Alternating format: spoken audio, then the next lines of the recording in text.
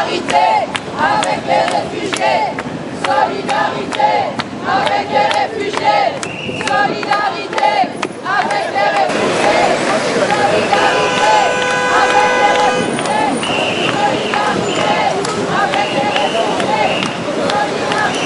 solidarité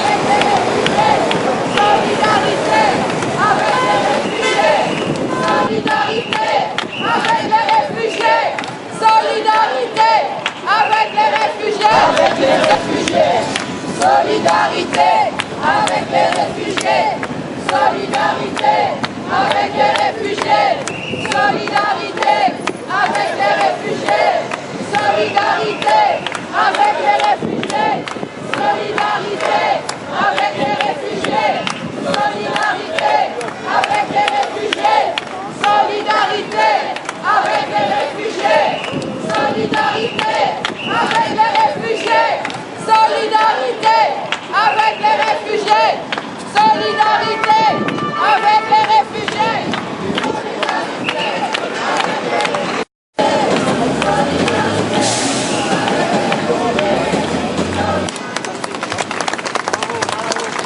Merci beaucoup. Je laisse tout de suite la parole à Éric Coquerel, qui est conseiller régional d'Île-de-France, secrétaire national du Parti de gauche.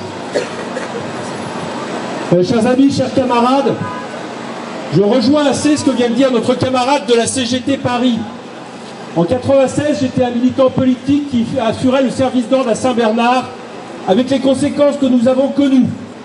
Et à l'époque, qu'est-ce que disait la droite?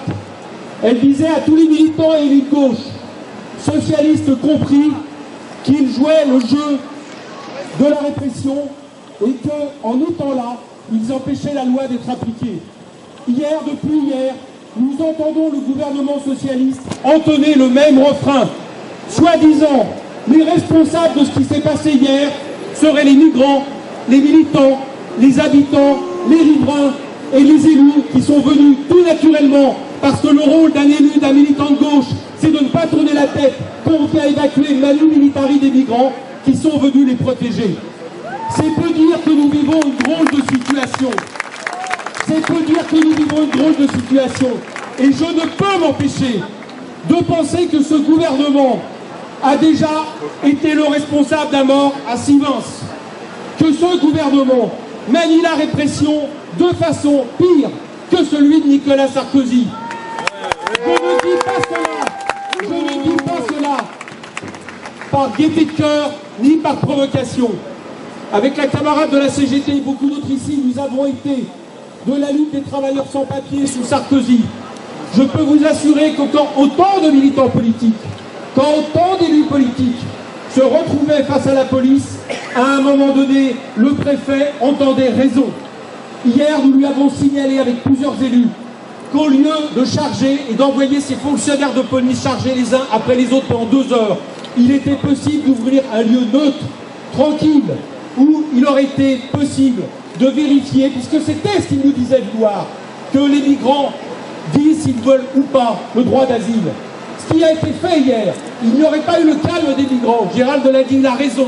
Le calme des militants, des élus, et ça aurait pu dégénérer de manière bien plus grave, il faut le dire. Alors je ne peux pas non plus m'empêcher de penser qu'aujourd'hui il y a 251 sénateurs stupides et liberticides qui ont voté la loi sur le renseignement. Et si je dis ça, c'est parce qu'il y a une certaine logique dans tout ça. C'est que la loi sur le renseignement, on sait que ça n'arrêtera aucun terroriste. Mais par contre, c'est une loi qui vise à faire en sorte de criminaliser toute résistance civile et civique, comme nous l'avons fait hier.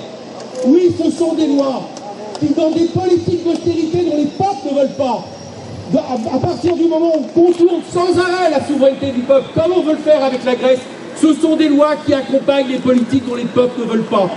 Ils ont une tendance de plus en plus répressive, liberticide. C'est la logique même de leur système.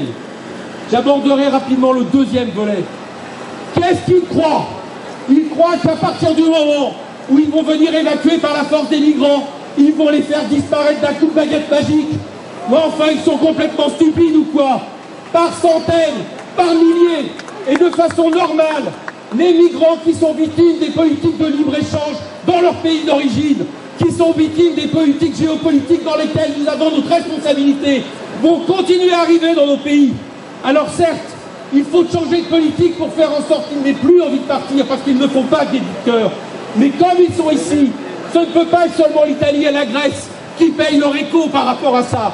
Oui, il faut des conditions dignes. Nous sommes la 2e puissance économique en Europe, la 6e puissance économique au monde. Quel scandale de traiter de cette manière des migrants qui arrivent du Soudan, d'Érythrée, de pays de dictature et de ne même pas être capable de leur offrir un hébergement. Quand un Premier ministre va voir un match de foot avec ses enfants à Berlin et qu'on sait que ça coûte 15 000 euros. Les 15 000 euros ont été utiles pour faire en sorte que les migrants soient hébergés.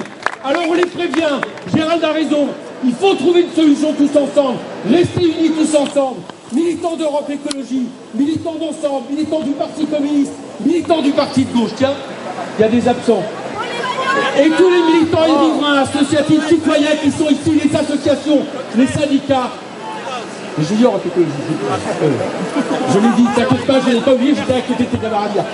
Nous devons continuer à nous mobiliser parce que c'est vrai que par rapport au cas concret qui est posé ici, il faut passer d'une politique de communication à une politique réelle. Il faut qu'ils soient hébergés immédiatement et hébergés dans des manières dignes. La France est le pays des droits de l'homme. On ne peut pas laisser faire cette politique en notre nom. Merci. Merci beaucoup Éric Coquerel. Et non, Europe Écologie Les Verts n'est pas absent du sondage. Je laisse tout de suite la parole à Galadridier, conseillère de Paris, élue du 18e arrondissement et membre du groupe Europe Écologie Les Verts. Bonjour à tous et à toutes. Merci Eric, merci Gérald. Je m'associe évidemment à tout ce qui vient d'être dit. Il est absolument anormal d'arriver à une situation pareille, d'arriver à ce que nous ayons été chargés par les CRS hier après-midi, tous ensemble, à ce même endroit. Et c'est vraiment extraordinaire qu'on soit aussi nombreux ce soir, puisque effectivement hier nous étions qu'une poignée. Mais je pense qu'en fait, effectivement, ça a payé. Comme l'a dit Gérald, il va y avoir des annonces, il va y avoir une prise en charge. On ne peut plus faire autrement.